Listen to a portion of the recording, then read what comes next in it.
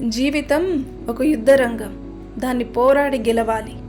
నువ్వు ప్రయత్నం చేస్తున్న వరకు ఓడిపోనట్లే లెక్క. ప్రారంభం ఎక్కడో తెలియదు, ముగింపు ఎప్పుడో తెలియదు, మధ్యలో ఏం జరుగుతుందో ఎవ్వరికీ తెలియదు. అందుకోసం చింతించాల్సిన పని లేదు.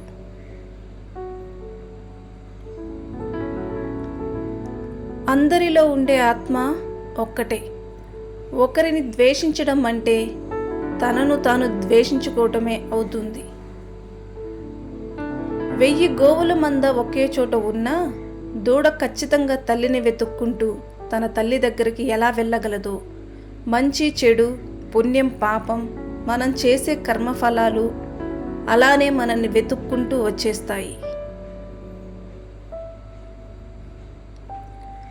మనసు స్వాధీనపరుచుకున్న వాడికి తన మనస్సే బంధువు. మనస్సును జయించలేని వాడికి తన మనస్సే ప్రబల శత్రువు. ప్రేమ అనేది బాధ్యతలు లేనప్పుడు చాలా అందంగా ఉంటుంది. ఆ ప్రేమకు బాధ్యతలు తోడైతే ఆ ప్రేమ కూడా భారమైపోతుంది. నిన్ను నువ్వు కాపాడుకోవడానికి ఇతరులపై నింద వేయకూడదు. కాలానికి నిజాన్ని నిరూపించే శక్తి ఉంటుంది, గుర్తుంచుకో. ఎవరు ఏ కర్మ చేసుకుంటే వారు ఆ కర్మ ఫలాన్ని అనుభవిస్తారు. నిన్ను మోసం చేసిన వ్యక్తిని మళ్ళీ తిరిగి నమ్మడం అంటే ఆ నమ్మకానికి అర్థం లేనట్లే. నువ్వుగా జీవించడం ప్రారంభించు. మంచిని అనుకరించు, చెడును త్యజించు. భవిష్యత్తులో మంచి ఫలితాలను అందుకుంటావు.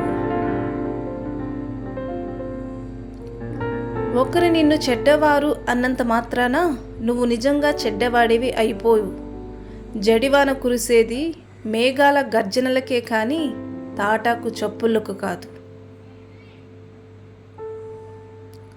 ముందుగా నిన్ను నువ్వు ఏంటో తెలుసుకో. నీలో ఉన్న బలాలు, బలహీనతలను గ్రహించు. ఆ తర్వాత ప్రపంచాన్ని గెలవటానికి బయలుదేరు. పుట్టుకతో ఎవ్వరూ గొప్పవారు కాదు. అభ్యసనం అనేది నిరంతరం జరిగే ప్రక్రియ.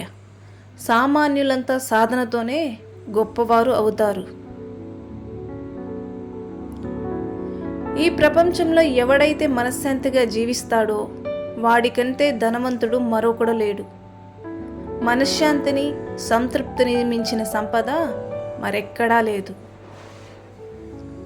నమ్మకం లేని వారితో స్నేహం, గుణం లేని వారితో బంధం మన జీవితానికి ప్రమాదకరం. అలాంటి వారికి దూరంగా ఉండడమే మనకు శ్రేయస్కరం.